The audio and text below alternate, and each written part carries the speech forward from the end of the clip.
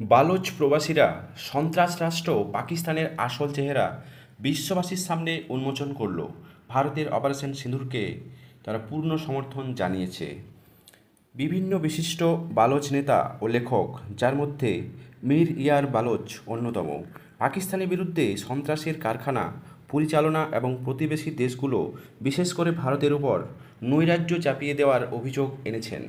শুক্রবার আন্তর্জাতিক সম্প্রদায়ের প্রতি এক বার্তায় মীর ইয়ার বালোচ জোর দিয়ে বলেন, পাকিস্তান সেনাবাহিনী অসংখ্য সন্ত্রাসী ফ্র্যাঞ্চাইজি চালু করেছে, যারা ভারতের পার্লামেন্ট, হোটেল, যাত্রী বিমা বাহিনী এবং জম্মু কাশ্মীরের পেহেলগাঁও সহ বিভিন্ন পর্যটক কেন্দ্রে হামলা চালিয়ে দেশটিকে রক্তাক্ত করেছে।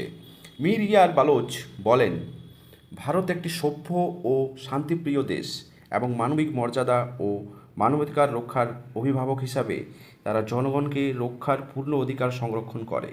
পাকিস্তানের বর্বর পেহেলগাঁও সন্ত্রাসী হামলার প্রতিশোধ হিসাবে ভারত পাকিস্তানের অভ্যন্তরে লক্ষ্যভিত্তিক হামলা চালাচ্ছে, যেখানে আইএসআইয়ের জাতীয় সম্পদ হিসাবে পরিচিত উগ্রপন্থী গোষ্ঠীগুলোকে অবস্থান করেছে, প্রশিক্ষণ গ্রহণ করেছে এবং পাকিস্তানের সেনাবাহিনী ও গভীর রাষ্ট্রের প্রত্যক্ষ তত্ত্বাবধান ও পূর্ণ সমর্থনে তাদের কার্যক্রম পরিচালনা করেছে। মীর ইয়ার বালোচ আরও বলেন, আজ সমগ্র বিশ্বের নৈতিক দায়িত্ব হল ভারতের পাশে দৃঢ়ভাবে দাঁড়ানো এবং ভারত সরকারের সাহসী সিদ্ধান্তকে স্বীকৃতি দেওয়া, যেটি 140 কোটি ভারতীয় জনগণের পূর্ণ ম্যান্ডেট এবং সংসদের দুই কক্ষের ব্যাপক সমর্থন পেয়েছে। তিনি জোর দিয়ে বলেন, টেকসই শান্তি ও স্থিতিশীলতার জন্য ভারত যা করেছেন তা একেবারে সঠিক পদক্ষেপ। মীর বিশ্ব সম্প্রদায়ের প্রতি আহ্বান জানিয়ে বলেন, ভারতের অপারেশন সিন্দুরের সাথে যোগ দিয়ে যেসব বিধবা ও নিরীহ মানুষদের ন্যায় বিচার দিতে হবে, যারা তাদের প্রিয়জনদেরকে হারিয়েছেন। তিনি আরও বলেন, বিশ্বের প্রিয় বিশ্ববাসী, ভারত একা নয়। বালোচ, পশতুন, সিন্ধি এবং কাশ্মীরি জনগণ, যারা গত 7 দশকেরও বেশি সময় ধরে পাকিস্তানের মৌলবাদী সেনাবাহিনীর প্রধান ভুক্তভোগী, তারাও পাকিস্তানের সন্ত্রাসী অবকাঠামো ও সন্ত্রাসবাদী গোষ্ঠীগুলোর সাহায্যকারীদের বিরুদ্ধে ভারতের সুনির্দিষ্ট বিমান ও ড্রোন হামলার প্রশংসা করেছে। বেলুচিস্তানের সাবেক মন্ত্রী এবং বালোচ আমেরিকান কংগ্রেসের সভাপতি তারা চাঁদ 22 এপ্রিল বর্বর পাহেলগাঁও হামলার প্রতিক্রিয়ায় পাকিস্তানের সন্ত্রাসী অবকাঠামোর বিরুদ্ধে ভারতের পাল্টা পদক্ষেপকে সমর্থন জানান। তিনি এক্স হ্যান্ডেলে এর পোস্ট করে বলেন, প্রিয় প্রধানমন্ত্রী নরেন্দ্র মোদী পাকিস্তান প্রবেশ করে সন্ত্রাসের বিরুদ্ধে সাম্প্রতিক পদক্ষেপের জন্য আমি আমার সমর্থন জানাই। তবে এটি স্বীকার করার গুরুত্বপূর্ণ যে পাকিস্তান বহু সন্ত্রাসীকে আশ্রয় দিয়েছে। বালুচিস্তানের পরিস্থিতি সমাধান না হওয়া পর্যন্ত, যা পাকিস্তানের স্থিতিশীলতাকে গুরুত্বপূর্ণ করে, পাকিস্তান ভারতের জন্য চ্যালেঞ্জ হিসাবেই রয়ে যাবে। তিনি আরও যোগ করেন, এটি সেই সময় যখন বেলুচিস্তানের স্বাধীনতার জন্য একটি কৌশলগত পথ বিবেচনা করা উচিত। যেমন ইন্দিরা গান্ধী বাংলাদেশকে পাকিস্তান থেকে বিচ্ছিন্ন করার ক্ষেত্রে গুরুত্বপূর্ণ ভূমিকা পালন করেছিল। বর্তমান বালুচিস্তানের জনগণ ভারতের জনগণের পাশে সংহতি প্রকাশ করেছেন।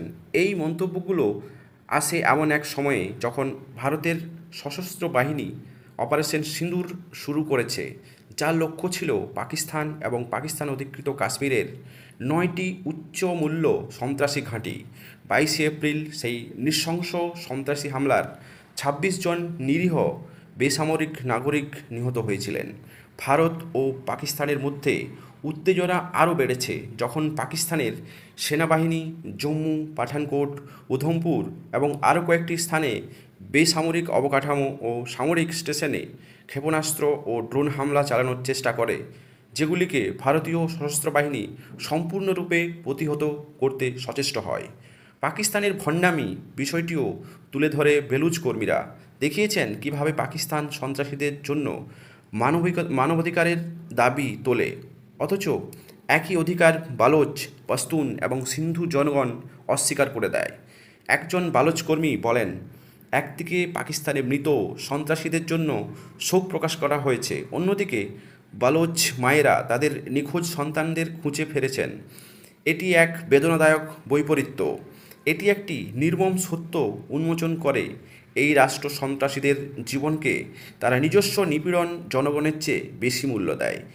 একটি দেশ যে সন্ত্রাসীদের জন্য অশ্রু ঝরায় কিন্তু বালুচিস্তান নিরীহ প্রাণহানির বিষয়কে নীরব থাকে, সেই দেশ তার মানবিকতাকে হারিয়ে ফেলেছেন। এটাই হলো বালুচিস্তানের বর্তমান পরিস্থিতি।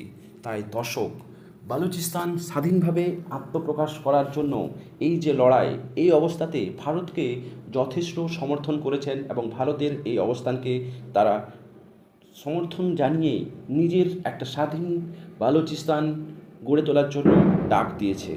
তাই প্রত্যেকেই এই বালুচিস্তান গঠন হওয়ার জন্য সেটা সঠিক সিদ্ধান্তের সময় এসেছে, তার সমর্থনের জন্য অবশ্যই তোমরা কমেন্ট বক্সে কমেন্ট করে সঠিক সিদ্ধান্তের কথা জানাতে ভুলবেন না।